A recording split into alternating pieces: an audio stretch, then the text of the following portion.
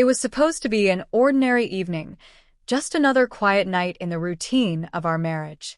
I had just returned from work, tired and ready to relax, when she left to run a quick errand. As I sat at the kitchen table, mindlessly scrolling through my phone, a text message notification popped up on the screen. The number wasn't familiar, and for a moment I hesitated. I wasn't the type to snoop, but something about the timing of it felt off. Maybe it was just my gut telling me something wasn't right. Against my better judgment, I opened it, and as soon as the message loaded, I felt my heart stop.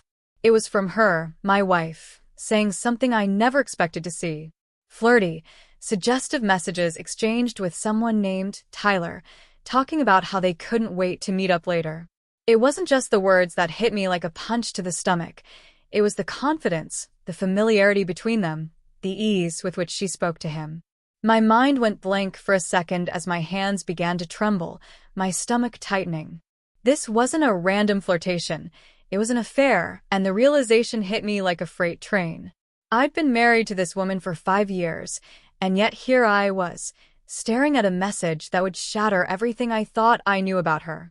I should have confronted her the moment she walked back through that door, right? But instead, I did nothing. I closed the phone and pretended nothing was wrong. She came back with bags of groceries, smiling, telling me about her day, completely unaware of the storm brewing inside me. I kissed her, played the part of the devoted husband, and as she sat down across from me, I made small talk. But underneath it all, I was already calculating my next move. I couldn't let her know I had seen the truth, at least not yet. I needed to be smarter than that. Over the next few days, I started watching her more closely. I watched her come home late from work. I noticed the little lies she told about where she'd been, the sudden business trips that lasted longer than usual, and the way she looked at her phone in a way that wasn't casual anymore. Every new discovery, every new lie, chipped away at the trust one had placed in her. It wasn't just the affair, it was everything else that followed. The way she started to drift away from me, emotionally and physically. It was like she was already mentally gone, and I was just living in a shell of what was left. I started digging deeper, looking through her messages, her social media, her emails. It wasn't just an emotional affair, it was physical. Pictures, meetups, hotel bookings, everything was right there in front of me. And still, I did nothing. But the thing that hurt the most wasn't the affair itself. It was the realization that I had given her everything. I worked long hours to build the life we had, putting in my blood, sweat, and tears. I provided for us, and she was taking it all for granted. But now it was my turn to take control. I wasn't just going to leave her quietly. No, I was going to make her feel the weight of what she had done. And so I devised a plan. I started with the money. Our joint bank account had been the foundation of our financial stability. We had saved for years, planning for the future, buying our dream home, going on vacations, even talking about starting a family.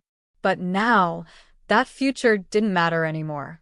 I knew the passwords to all our accounts, knew exactly where the money was stored. So, I drained the account, every last penny, and transferred it into an offshore account she would never know about. Every time I checked the balance, I felt a rush of satisfaction, like I was taking something back that she never appreciated. But that wasn't enough. I had to make it official.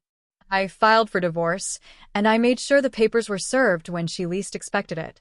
I didn't want her to think this was just about the affair. No, this was about her entire betrayal. The lies, the manipulation, the emotional abandonment. She needed to understand that I was done with her. The day the papers arrived, I watched her face drop. Her eyes widened as she read them, as she realized everything was over. She tried to deny it at first, asking what was going on, why I was doing this. But I had no answers left for her. The words I spoke were cold, final. I'm done. You wanted him more than me, so take everything you deserve. Her reaction was everything I had expected, and nothing like I'd anticipated. She begged, pleaded, promised she'd change, but it was too late. I had already made up my mind. I turned my back on her, walked out the door, and vanished from her life like a shadow. I didn't leave a trace, changed my phone number, and moved to a new town with a new identity. The woman I once loved had become a ghost to me, someone I could never forget, but someone I would never let back into my life. Months went by in silence. I rebuilt myself from the ground up. I found a new job, made new friends, started fresh. But the past didn't let me go that easily. I had to deal with the consequences of my actions, the guilt, the moral conflict, the void that had formed inside me where love used to be. The truth was, I wasn't just getting rid of her. I was getting rid of the version of myself that had loved her, trusted her, and let her betray me. And while it felt good to be free, there was still a part of me that felt hollow. Then, out of nowhere, she reached out. A message came through, an email with her name in the subject line. She had tracked me down. She was alone, broken, and asking if there was any chance we could talk, if we could fix things. The old me might have felt a tug in his heart, but not now. The man I was becoming was a stranger to her, a man who had learned to take control of his own life, no matter the cost. I never responded. I didn't need to. I had already moved on. But what struck me the most wasn't her message.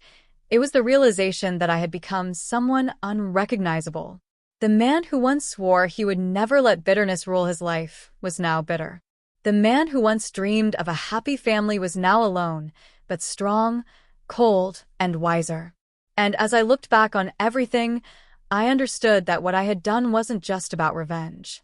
It was about reclaiming my life, my sanity, my future. It was about facing the truth and walking away from the lies. She had shown me the worst of people, the worst of herself, but in doing so, she had set me free. Free from the past, free from her, and most importantly, free from the version of me that had let her break him.